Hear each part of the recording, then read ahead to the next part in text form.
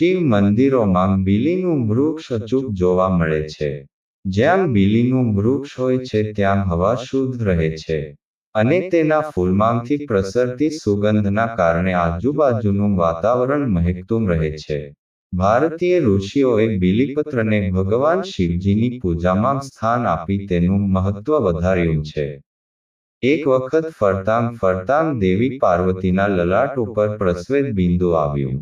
દેવીએ તે ખંખેરીને જમીન ઉપર નાખ્યું અને તેમાંથી એક વિશાળ વૃક્ષ પાંગર્યું અને તે વૃક્ષ જ છે બીલી વૃક્ષ. બીલી વૃક્ષ અને બીલીપત્ર નામ ફાયદાઓ નીચે મુજબ છે જે તમારે એકવાર સાંભળવા જ જોઈએ. અને મિત્રો, વિડીયોને એક લાઇક કરીને ચેનલને સબસ્ક્રાઇબ જરૂરથી કરજો. કોમેન્ટમાં હર હર મહાદેવ જરૂરથી લખજો. 1. બીલીનું ઝાડ મહાદેવ સ્વરૂપ છે.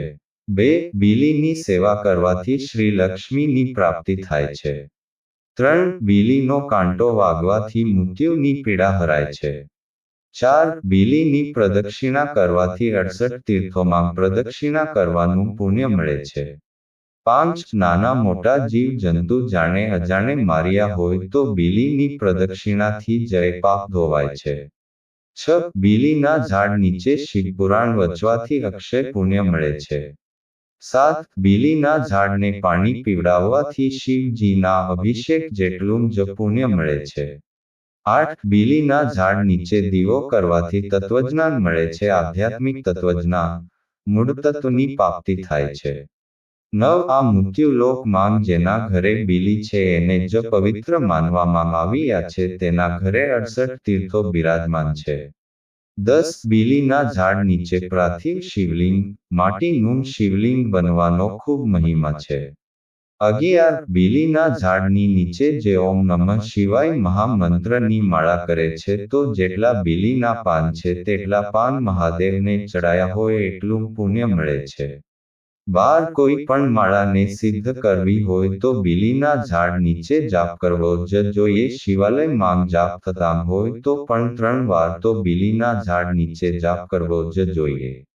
13. બીલીનું જંગલ જે લોકો બનાવે છે ભવો ભવ શ્રી લક્ષ્મીની પ્રાપ્તિ થાય છે. 14. બીલીના ઝાડને સ્પર્શ કરવા માત્રથી અઘોર પાપોમાંથી મુક્તિ મળે છે. 15. બીલીના ઝાડના પાન એ જ તોડી શકે છે જેને વાવ્યું છે. જેને ઉછેર્યું હોય એને પણ તોડવાનો અધિકાર નથી. શિવ રહસ્ય, જે વાવે એ જ તોડે. 16.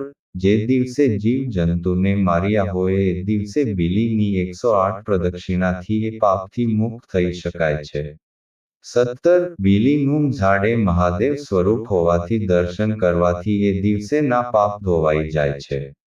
18. જેને આ ધરતી પર બીલી વાવ્યા છે તેમને મહાદેવની દુનિયામાં વિશ્વ કલ્યાણનું કામ કર્યું છે.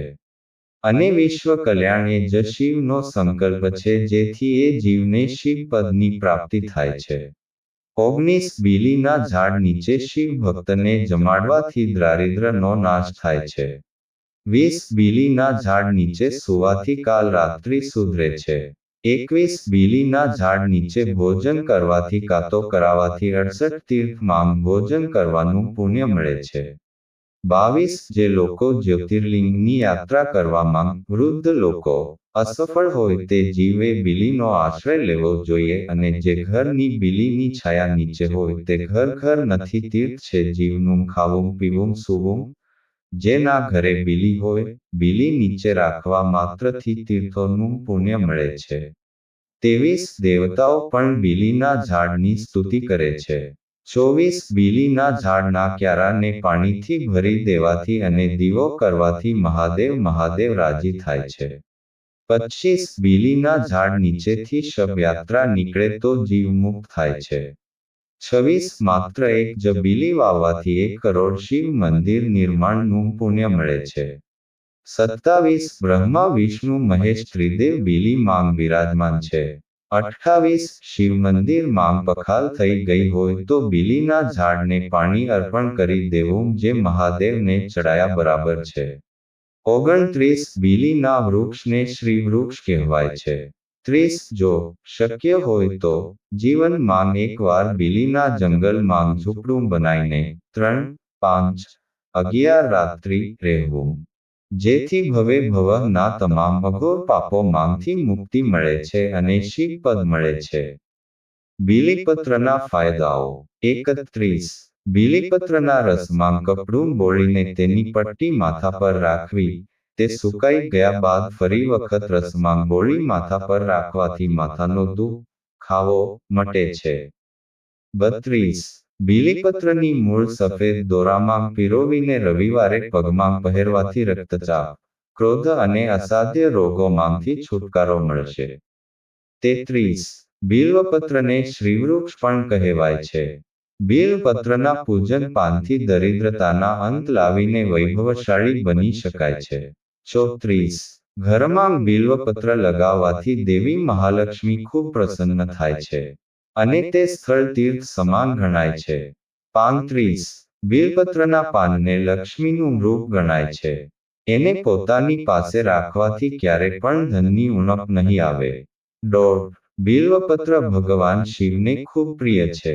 કહેવાય છે કે શિવને બીલ્વપત્ર ચઢાવવાથી લક્ષ્મીની પ્રાપ્તિ થાય છે. 37. બીલ્વપત્રના પાનની એ વિશેષતા છે કે આ ત્રણના સમૂહમાં જ મળે છે. 38. બીલ્વપત્રને મહાદેવના રૂપ ગણાય છે. એવી માન્યતા છે કે બીલ્વના ઝાડમાં મહાદેવનો વાસ હોય છે અને સ્વયં શિવ સ્વરૂપ છે. આથી ઝાડના મૂળમાં મહાદેવની પૂજા કરાય છે. 39. બીલ ઝાડને સિંચવા માત્રથી તીર્થોનું ફળ મળે છે. 40. ચતુર્થી, અષ્ટમી, નવમી, ચતુર્દશી અને અમાસને દિવસે બીલપત્ર તોડવું નહીં. 41. કોઈ માસની સંક્રાંતિના દિવસે પણ બીલપત્ર ન તોડવા જોઈએ. જો આ તિથિઓમાં શિવપૂજામાં બીલપત્રની જરૂર હોય તો એ માટે એક નિયમ છે કે 42. તમે શિવપૂજામાં ઉપયોગ કરેલ બીલપત્રને ફરીથી ધોઈને શિવને અર્પિત કરી શકો છો. 43. બીલી વૃક્ષ સર્વ વૃક્ષોમાં શ્રેષ્ઠ ગણાય છે કારણ કે તે શિવજીની પૂજાનું માધ્યમ છે. 44. આ વૃક્ષના મૂળમાં વૈશ્વિક વાસ્તવિક ભાવ છે. 45. મધ્યમાં સુખ છે અને તેની ટોચ પર શિવજી છે. 46. જે મંગલ સ્વરૂપે ત્યાં વિરાજે છે. 47. તેના ત્રિદલમાં વેદોનો નિર્દેશ છે, તેમાં ઉચ્ચતર જ્ઞાનભંડાર છે અને થડને વિશે વેદાંતના અર્કની અભિવ્યક્તિ છે. 48. બીલીપત્ર શિવલિંગ ઉપર ચડાવવામાં આવે છે. બીલી વૃક્ષના મૂળમાં શિવજીનો વાસ છે, માટે તેના ક્યારાને જળથી ભરપૂર રાખવો જોઈએ.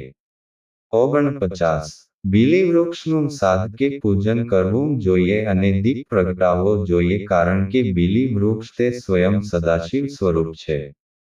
50. બીલ્વની ઉત્પત્તિની વિવિધ કથાઓ ઉપલબ્ધ છે, તેમાંની એક ઉલ્લેખનીય છે. 51. એક વખત દેવી ગિરિજાના કપાળ પર પરસેવાનું બિંદુ હતું તે લૂછીને જમીન પર નાખ્યું. 52. બિલાના ગર્ભનો ઉકાળો કરીને તેનાથી માથું ધોવાથી ખોડો મટે છે. 53. બીલીના ફળની સૂકી છાલનો ધુમાડો કરવાથી કાયમી મચ્છરો કાયમી ભાગી જાય છે. 54.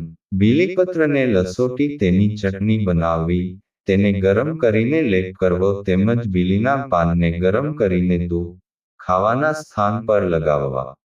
આ બંને ક્રિયા કરવાથી પડખાનનો દુખાવો મટી જાય છે. 55. આ વિશે તુલસીદાસજીએ ભગવાન શ્રીરામ પાસેથી કહેવડાવ્યું કે જે શિવનો દ્રોહ કરીને મને મેળવવા ઈચ્છે છે એ સપનામાં પણ મને પામી શકે નહીં. 56. ઉનાળામાં સ્વાસ્થ્ય સંબંધિત ઘણી સમસ્યાઓ થઈ શકે છે. વધતા તાપમાન સાથે ડિહાઇડ્રેશન, પેટની સમસ્યાઓ, અનિદ્રા અને થાક જેવી સમસ્યાઓ સામાન્ય બની જાય છે. આ સમસ્યાઓથી બચવા માટે બીલીપત્રને રામબાણ માનવામાં આવે છે. બીલીપત્રનો ઉપયોગ સદીઓથી ઔષધીય ગુણધર્મો માટે કરવામાં આવે છે. 57. બીલીપત્રને મહાદેવનું પ્રિય ફળ પણ કહેવામાં આવે છે. તે પોષક તત્વોથી ભરપૂર હોય છે. તેમાં વિટામિન એ, સી, બી1, બી6, કેલ્શિયમ, ફાઇબર, પોટેશિયમ અને આયર્ન જેવા ઘણા જરૂરી પોષક તત્વો હોય છે. આવી સ્થિતિમાં તેના ફાયદા વિશે જાણવું ખૂબ જ જરૂરી છે. 58. દરરોજ સવારે ખાલી પેટ બેલપત્ર ખાવાથી ગેસ, એસિડિટી અને અપચો જેવી સમસ્યાઓથી રાહત મળે છે. પાઇલ્સની સમસ્યાથી પીડિત લોકો માટે બેલપત્રનું સેવન ફાયદાકારક સાબિત થઈ શકે છે. તેમાં હાજર એન્ટીઓક્સિડન્ટ ગુણો હૃદય રોગના જોખમને ઘણી હદ સુધી ઘટાડી શકે છે. દરરોજ સવારે ખાલી પેટ બેલપત્ર ખાવાથી ગેસ, એસિડિટી અને અપચો જેવી સમસ્યાઓથી રાહત મળે છે. પાઇલ્સની સમસ્યાથી પીડિત લોકો માટે બેલપત્રનું સેવન ફાયદાકારક સાબિત થઈ શકે છે. તેમાં હાજર એન્ટીઓક્સિડન્ટ ગુણો હૃદય રોગના જોખમને ઘણી હદ સુધી ઘટાડી શકે છે. 59. બીલીપત્રમાં ફાઇબરનું પ્રમાણ વધુ હોવાથી તે પાચનક્રિયાને સુધારે છે. તે કબજિયાત અને ઝાડા જેવી પાચન સમસ્યાઓથી રાહત આપે છે. બીલીપત્રમાં વિટામિન સી અને એન્ટીઓક્સિડન્ટની ભરપૂર માત્રાને કારણે તે રોગપ્રતિકારક શક્તિ વધારવામાં મદદ કરે છે. 60. તે બ્લડ શુગર લેવલને નિયંત્રિત કરવામાં મદદરૂપ સાબિત થાય છે.